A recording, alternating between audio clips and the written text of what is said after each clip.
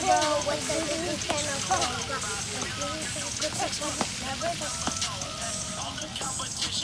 You guys just talking about this. Wait a minute. What's the name of It's a team. How does it mean?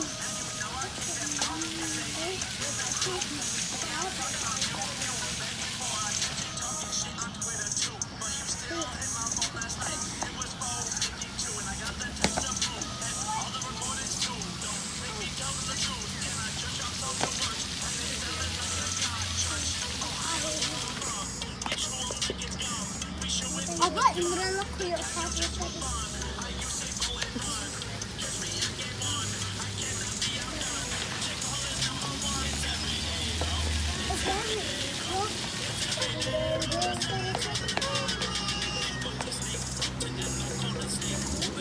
Yes, I can.